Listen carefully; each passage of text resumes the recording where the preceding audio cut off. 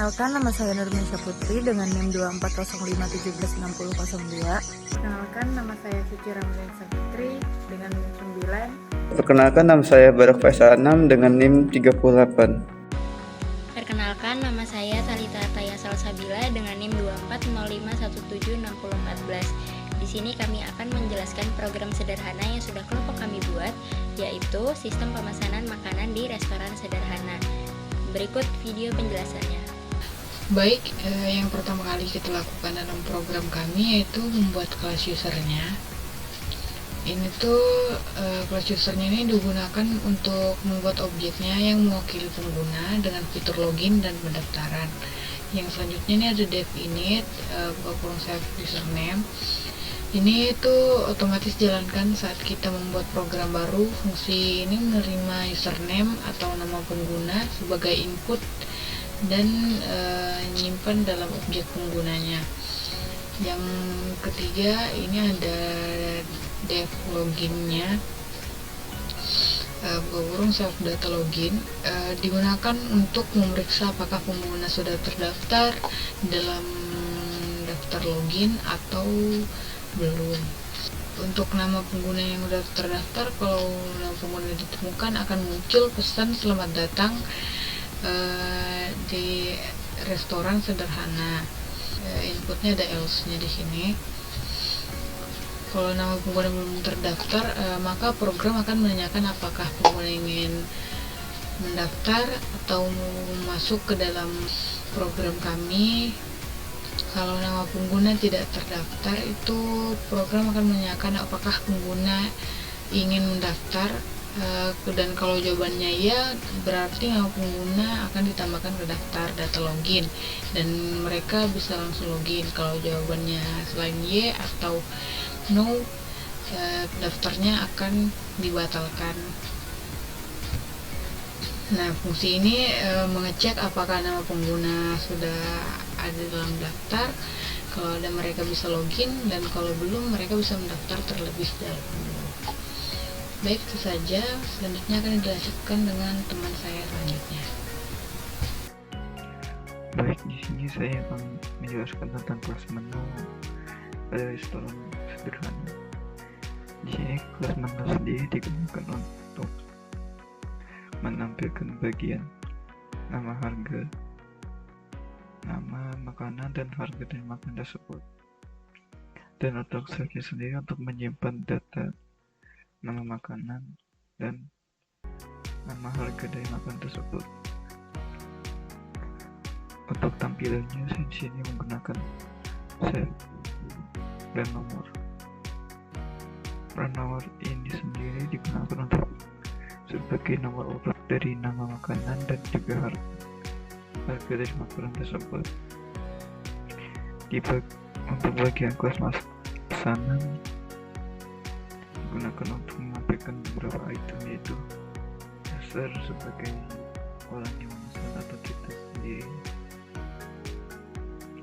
dan item yang kosong ini sendiri digunakan untuk memasukkan data user yang kita masukkan.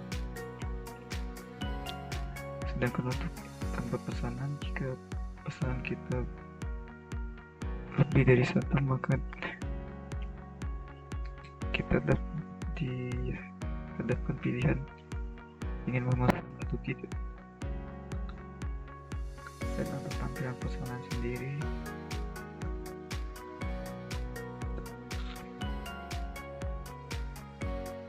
jika kita belum memesan makanan, maka tampilan yang ada adalah Anda belum memesan makanan.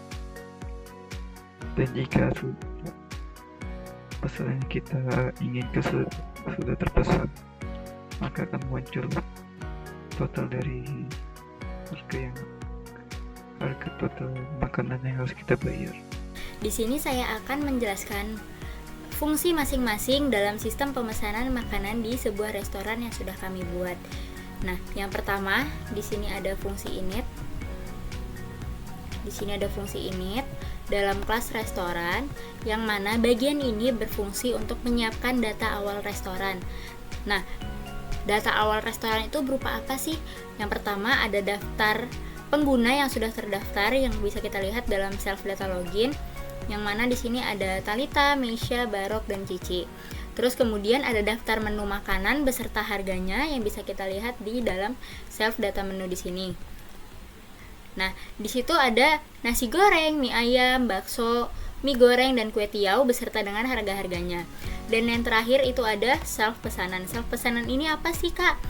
Self pesanan ini adalah daftar pesanan pengguna. Jadi semua yang akan dipesan pengguna itu bakal masuk ke situ gitu loh.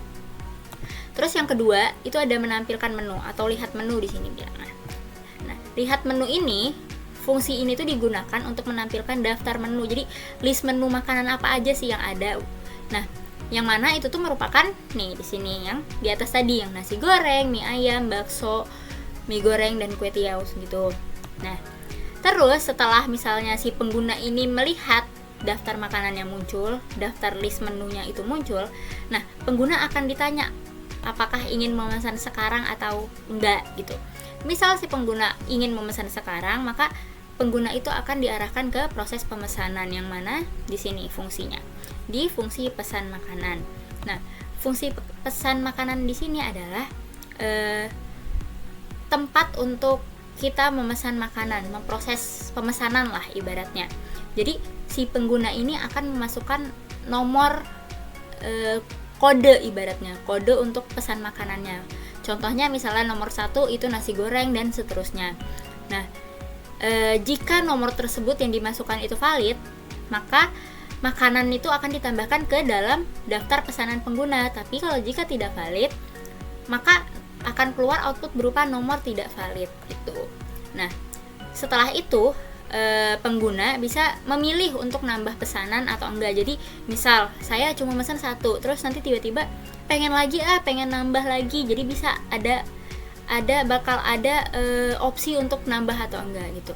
Nah, jika saya ingin nambah, maka saya pilih Y. Nah, nanti kalau di Y itu kita bakal masukin si kode makanan lagi yang bisa dipisahkan dengan spasi ataupun koma.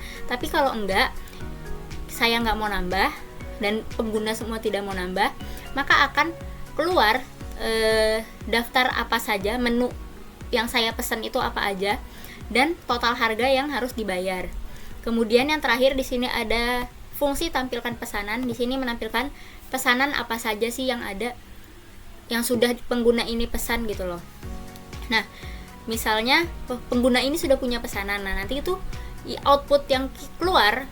Jadi misal saya sudah pesan, output yang keluar itu bakal list menu dan total harga yang harus dibayar. Tapi kalau misalnya belum ada pesan sama sekali dan kita memilih menu buat lihat pesanan saya, itu tuh gak akan ada yang keluar gitu loh. Jadi nanti akan keluar output berupa Anda belum memesan makanan. Mungkin sekiranya gitu aja sih. Di sini saya akan menjelaskan tentang DevMind. Nah, fungsi main adalah titik masuknya program yang mana di dalamnya itu ada beberapa langkah yang bisa kita lakukan.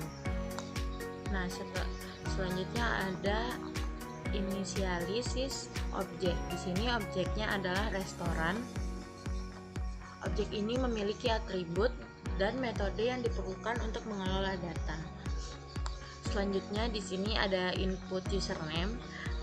Pengguna itu diminta untuk memasukkan nama mereka yang kemudian digunakan untuk membuat objek user. Jadi objek ini dapat menyimpan informasi pengguna. Setelah pengguna berhasil login, program akan menampilkan menu pilihan kepada pengguna, yaitu seperti yang pertama lihat menu, yang kedua lihat pemesanan, yang ketiga ada keluar. Nah, jika pengguna ini ingin menggunakan salah satunya, mereka akan diminta untuk ngetik 1 untuk melihat menu, ketik 2 untuk melihat tampilan pesan, ketik 3 untuk keluar dari aplikasi tersebut. Dan jika kita pengguna itu salah memasukkan data, input data itu dia salah, jadi bakal ada kayak informasi pilihan ini tidak valid, coba lagi. Nah, langsung aja kita coba jalanin ya. Kita run dulu. Oke. Nah, kita pertama dimintai masukkan nama user. Karena di dalam tadi itu ada nama saya, nama teman-teman saya, jadi saya mau masukin coba nama saya, Mesya. Nah, kita kan disuguhkan dengan selamat datang di restoran sederhana. Jadi di sini ada beberapa menu, pilihan maksudnya. Lihat menu, lihat pesanan dan keluar. Nah, kita coba dulu, kita mau lihat nih ada apa aja sih. Jadi di sini tuh disediakan yang jualan ini maksudnya kayak nasi goreng, mie ayam, bakso, mie goreng, kue tiaw. Apakah Anda ingin memesan makanan sekarang? Ya, saya ingin pesan sekarang. Masukkan nomor makanan yang ingin dipesan, pisahkan dengan spasi atau koma. Nah, jadi kita tuh bisa mesan lebih dari satu makanan gitu. Dan syaratnya adalah dipisahkan dengan spasi atau koma. Saya misal mau pesan nasi goreng, bakso, dan mie goreng. Nah, akan keluar tulisan berupa nasi goreng berhasil dipesan dan yang lain-lain berhasil dipesan gitu. Apakah ingin menambah pesanan lagi? Iya, saya ingin menambah. Saya mau nambah, misalnya di sini mie ayam, saya nambah. Mie ayam berhasil dipesan. Nah, ingin menambah pesanan lagi? Saya nggak mau, no. Nah, maka akan keluar output berupa pesanan Talita dan total harga yang harus dibayar.